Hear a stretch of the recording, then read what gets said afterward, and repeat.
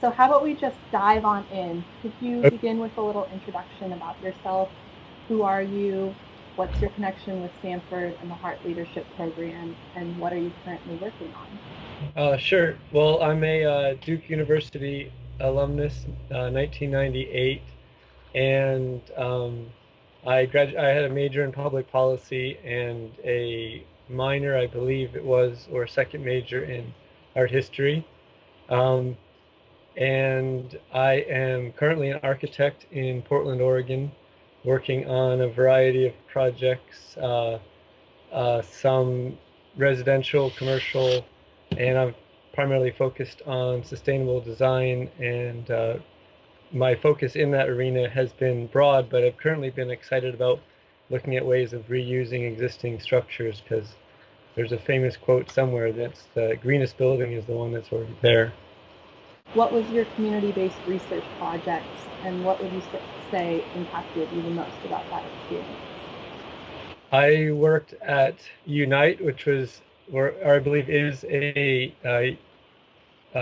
garment workers union in New York City, and it seems like a stretch, but the whole route to becoming an architect is somewhat circuitous. But I learned a lot, and oddly enough, the most I think the most influential thing for me was to learn about just the variety of issues facing workers and workers' rights, and then that led me into learning about farm workers in North Carolina, and I ended up doing work with student action with farm workers at Duke, and that led me to become more and more interested in environmental issues, which then kind of led me through. I had actually come to Duke originally as an engineer and got sidetracked, so it makes a little more sense how I think how architecture kind of pieced it all together for me. But oddly enough, something that I found within the architectural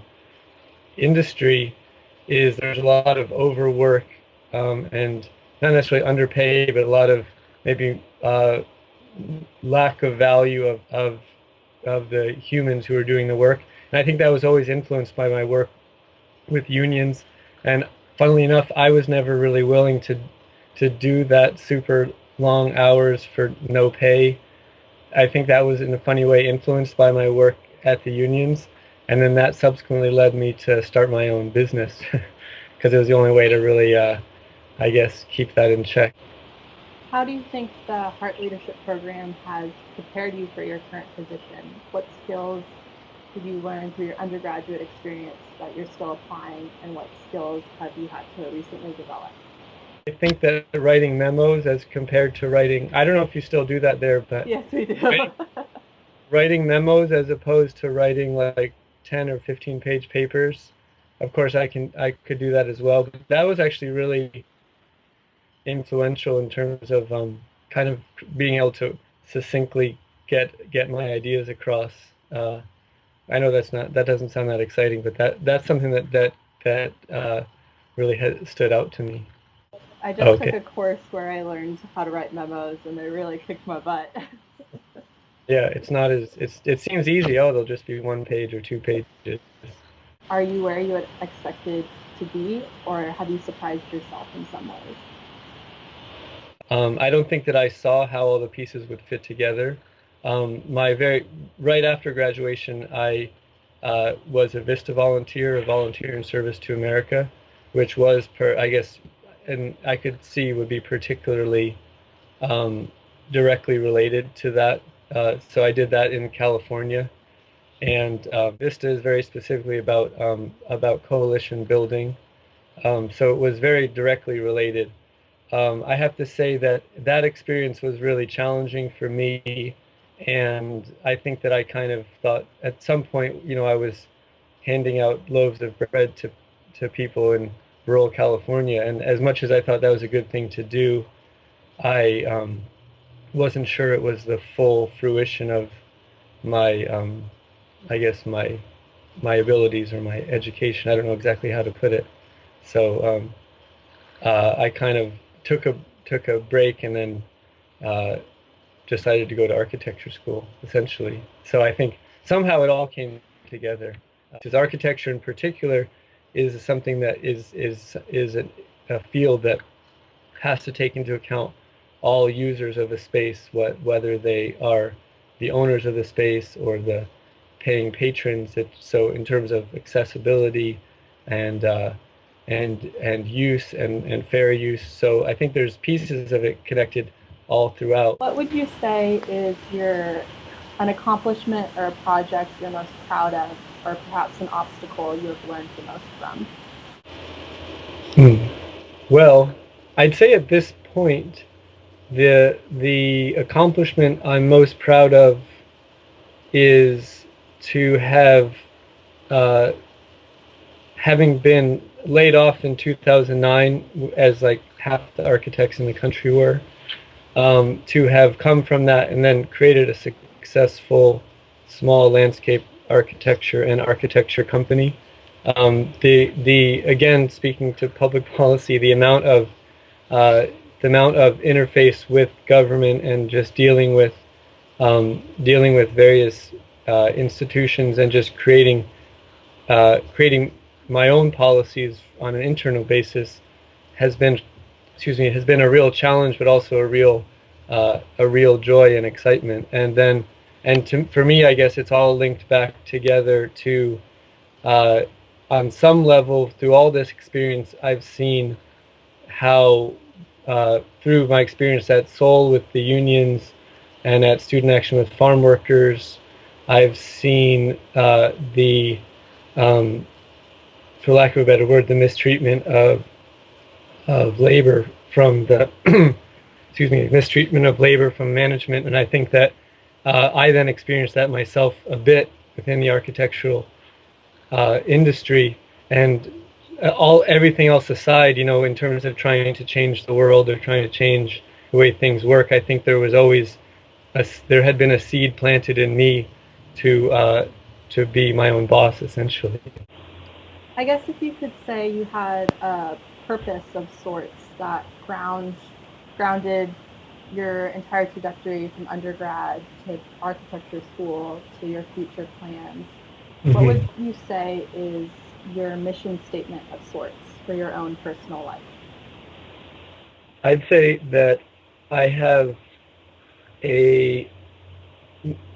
really starting, I think, when I was not necessarily at Seoul. At Seoul, I was learning about labor issues, and that was really, really an important thing to see. I really got a deep glimpse of the connection between big corporate policies and how those are connected to labor policies and how those are connected to the environment. That's something I first started to see really with the farm workers in North Carolina with pesticides, and how the farm workers weren't even treated like humans, and pesticides were sprayed on them. It was really, really kind of awful. And so the environmental aspect, I saw that if we're not treating the earth in the way that it should be treated, and then that kind of comes, and then we're not treating humans as they should be treated, et cetera, et cetera. So I think that's a long-winded way of saying that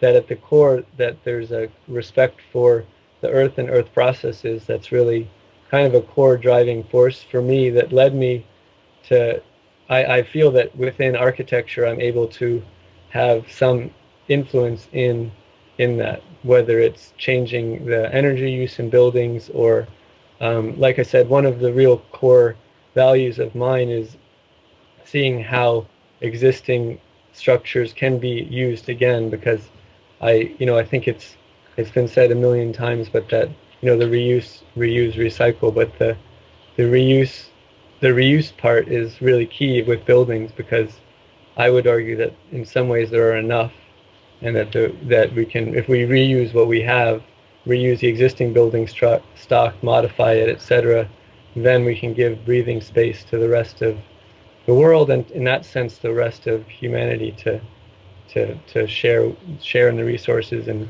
continue without triggering environmental catastrophe. That's it in a nutshell. And also in Seoul, we focus a lot on the idea of leadership. And Mm-hmm. after graduating and kind of entering the real world, what has leadership come to mean to you? Well, I think that leadership has come to mean for me is leadership by example, and I think that that is uh, I think that that is maybe a part of the soul mission. Mm-hmm. I'm not sure if it's a direct piece of it. I certainly have become involved with with my neighborhood associations and such because again, I think in terms of leadership by example, I think that uh, on issues that are outside of, say, our professional or academic lives, issues that there's so many issues that affect us, and our only option is to, let's say, to vote. I have found it to be really exciting to be engaged with local policy just as a citizen. Being on a board member on my neighborhood board and just getting involved with issues like well, here in Portland there's a lot of exciting things going on from a sustainability standpoint on the urban scale, but both providing my personal but also my professional uh, expertise, I guess you could say, to these issues, but really on a one-to-one basis or really interfacing with local government on a close scale. Um, has I think has been maybe something that I learned. I never really thought about it being, I have to admit I don't every day say, oh gee, I learned that from Soul, but at the same time I think it is all connected because um, like I say, my experience was a little different, and it's not that it was negative at all, but I think that I saw a little bit that I wanted to be involved with things in a bit of a different way.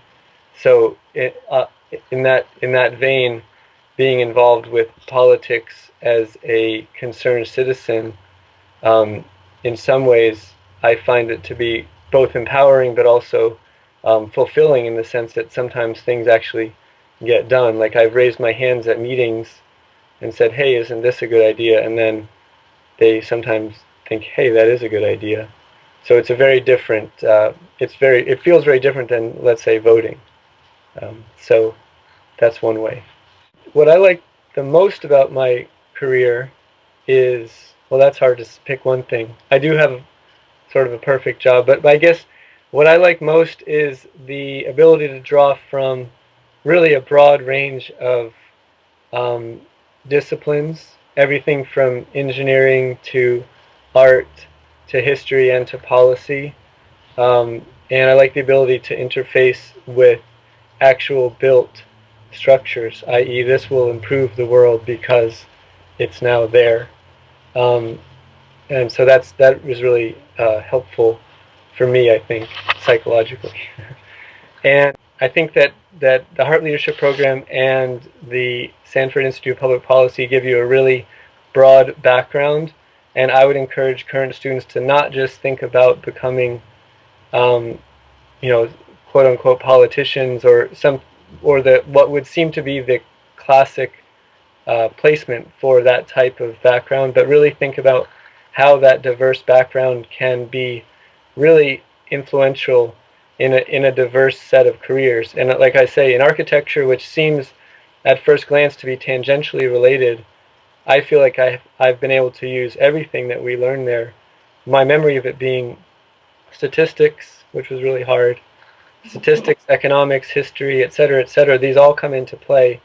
And so I think just to think, not to say no, don't become a politician or a lawyer or something, but just think about how those skills could be applied in a diverse realm, because I think it's very helpful for people in these other fields to have a diverse background, because it really both gives you a leg up and also allows you to see problems and issues from multiple viewpoints. So good luck.